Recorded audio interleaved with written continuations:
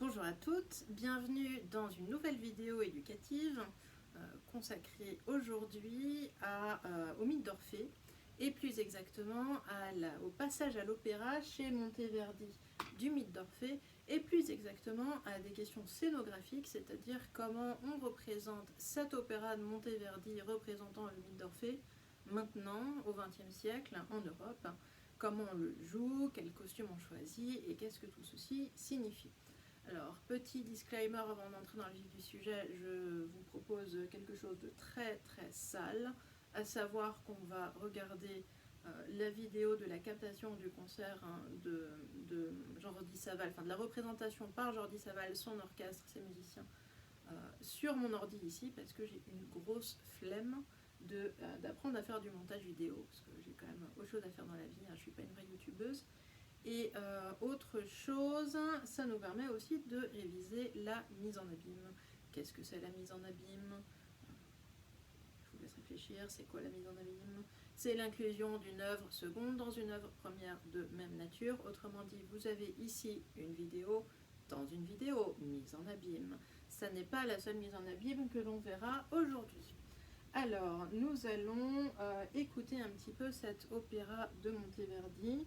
La question préliminaire que j'avais posée dans un document préalable, c'était pourquoi les musiciens, Jordi Savall, le chef d'orchestre, et tous les musiciens sont-ils habillés comme dans Harry Potter? On répondra à cette question à la fin de la vidéo.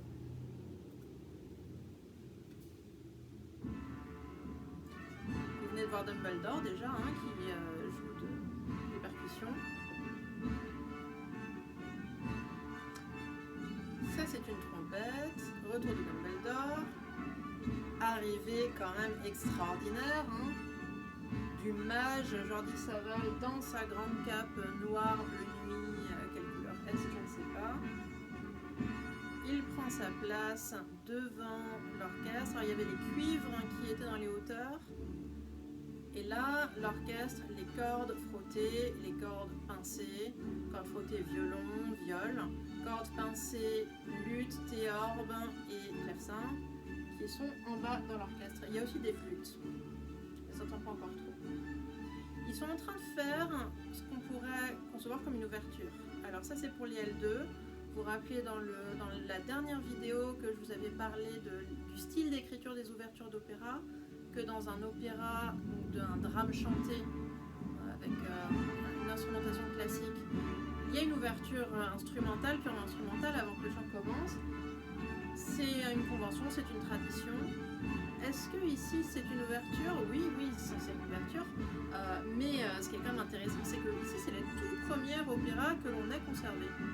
Et du coup, en fait, ce que fait ici Monteverdi est le début d'une façon de faire de l'opéra, hein, qui va s'installer, mais qui n'est pas encore installée. On ne peut pas dire qu'il respecte des règles. Elles n'existent pas encore, les règles. Il est en train de les inventer là. Alors là, on passe à une autre ritournelle, c'est-à-dire un autre type de refrain en fait qui va revenir beaucoup dans ce début d'opéra, plus centré sur les cordes et flûtes. Et donc je vous dis un petit peu davantage maintenant qu'est-ce qu'on écoute. On écoute donc le début de l'Orphée de Monteverdi. C'est le premier opéra que l'on ait conservé en Europe. Je précise en Europe parce que n'oublions pas que notre civilisation à nous Européens n'est pas la seule civilisation du monde. Nous ne sommes pas le nombril du monde en fait, contrairement à ce que l'université parfois nous laisse penser. Et intervention féline. Et n'oublions pas qu'il y a par exemple une tradition de l'opéra en Chine dont il y a fort à penser qu'elle est antérieure à 1600. Mais donc là, nous sommes même... On est en quoi? On est autour de 1600. Nous sommes au tout début du XVIIe siècle. Nous sommes à la même époque que Shakespeare. Et en Italie du Nord, à la cour de Mantoue, qui est une cité princière assez proche de Venise, dans les endroits où ça douille en ce moment avec le coronavirus, à la cour de Mantoue, Monteverdi fait représenter cet opéra qui s'appelle l'Orfeo, autrement dit Orphée. Ça n'est pas le tout premier opéra écrit, mais c'est le premier conservé. Et ça, c'est quand même un grand drame de l'histoire de la musique, c'est que beaucoup d'œuvres anciennes, de même que beaucoup d'œuvres antiques, n'ont pas été conservées et sont perdues, on les a pas. N'empêche que le tout premier opéra qu'on a conservé de la musique baroque européenne, c'est l'Orphée de Monteverdi, et c'est quand même super génial, parce que c'est Orphée, quoi. Voilà, le tout premier opéra, c'est Orphée, c'est le musicien qui, par la puissance de son chant, émeut les animaux. Vous avez vu, ça a fait venir mon chat. Émeut les plantes, émeut les cailloux qui se mettent à bouger, et voilà. Alors, petit point sur ce que Monteverdi a composé. Quels opéras Monteverdi a-t-il écrit? Bon, d'abord, les livrets, c'est pas de lui, le texte, c'est pas de lui. N'empêche qu'il y a quand même une collaboration, et que ce soit ou pas de lui, les livrets, voir quels sont les thèmes des livrets, nous apprend quand même énormément de choses sur l'esprit un peu de l'époque. On a conservé 3 opéras de Monteverdi. Premièrement, Orphée. Deuxièmement, Le Retour d'Ulysse en sa patrie. C'est une mise en musique de l'Odyssée, évidemment. Et troisièmement, Le Couronnement de Poppée, qui met en scène la façon dont l'empereur romain Néron répudie sa première femme et en épouse une nouvelle, plus belle, plus jeune, plus sulfureuse, qui est Poppée. C'est l'opéra le plus sexy du monde, il faut aller le voir. Sexy, et Néron, il est quand même un peu fou, donc sexy trash. Voilà, pour les opéras qu'on a gardés de Monteverdi, on avait plein d'autres, et notamment un Ariane, dont on a gardé que des petits extraits. Bon, qu'est-ce qu'on apprend de tout ça? Eh bien, on apprend, première nouvelle, non, c'est pas première nouvelle du tout, en vrai, c'est pas du tout surprenant. On apprend que la fin de la Renaissance, l'époque baroque, l'époque de Shakespeare, est fascinée par l'Antiquité. Oh bah dites donc, c'est très très surprenant. Non, c'est absolument pas surprenant. Qu'est-ce qu'on a fait à l'époque baroque? On a redécouvert les classiques antiques, on a redécouvert les mythes, on s'est débarrassé un petit peu des scrupules médiévaux sur la nature profane, la nature païenne des mythes. Et du coup, bah voilà, quoi de mieux que la figure d'Orphée pour illustrer le mythe de la musique, en fait. Bon, du coup, je réponds à la question que je posais dans le TD.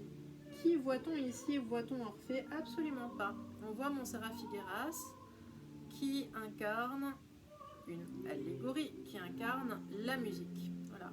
C'est une allégorie qui vient parler en scène, et c'est un théâtre, vous voyez, qui n'est pas archi dramatique dans le sens où c'est pas archi vivant.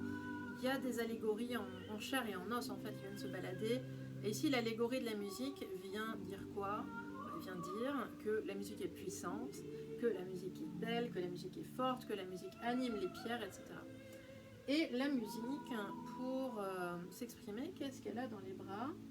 Et bien elle a cette chose-là, vous voyez pas, enfin cette chose-là, le truc en espèce de U avec des cordes, c'est un luth ou une sitar, enfin c'est l'instrument ancien du luth. J'ai toujours pas répondu à la question pourquoi ils sont habillés comme dans Harry Potter, et j'y viens tout à l'heure. Donc vous voyez que voilà, elle a ici un luth. Alors on va arrêter cette première vidéo et on va en regarder une deuxième. Alors là, voilà notre Orphée. Ouais, c'est sûr que si jamais j'éteignais la première vidéo, ce serait quand même mieux. Voilà, ça c'est Orphée. Vous voyez Orphée? Et oh, c'est intéressant, Orphée a le même code couleur et le même attribut que l'allégorie de la musique de il y a 5 minutes. À savoir, il est habillé dans une espèce de tunique rouge et il porte un luth, une lyre, pas un luth. Et alors là, qu'est-ce que vous venez de voir? Vous venez de voir des muses ou des nymphes ou des je ne sais quoi qui dansent en rond autour d'Orphée, parce qu'évidemment Orphée il est très très fort et on fait des danses en rond autour de lui quand il chante. Bon, ça c'est une chose. On va peut-être attendre pour Figé de revoir chanter, danser les danseuses. Je vous mettrai le lien pour cette vidéo là sur la page du cours. Bon, et maintenant on va répondre à pourquoi les musiciens sont-ils habillés comme dans Harry Potter. Enfin, ce que vous avez ici, c'est une représentation, je dirais au début des années 2000, de l'opéra de Monteverdi par un orchestre baroque. Et en fait, ce qu'on sent vraiment dans la dramaturgie, c'est-à-dire dans les costumes, dans la mise en scène, dans les décors et aussi dans le choix de la façon dont les instrumentistes jouent, c'est la volonté d'être le plus proche possible des conditions dans lesquelles l'opéra était représenté au moment de sa création, donc au tout début du XVIIe siècle. Du coup, ça veut dire que les techniques de chant, les techniques d'ornementation de la part des chanteurs, les instruments même qui sont employés sont des instruments, si ce n'est d'époque, du moins faits sur les modèles d'époque.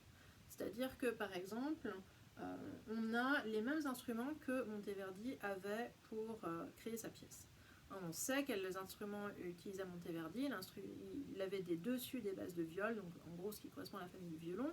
Il avait plein de cordes pincées. Autrement dit, plein de luth et de théor qui sont des instruments qui ressemblent, je vais vous montrer l'iconographie, qui ressemble à ceci.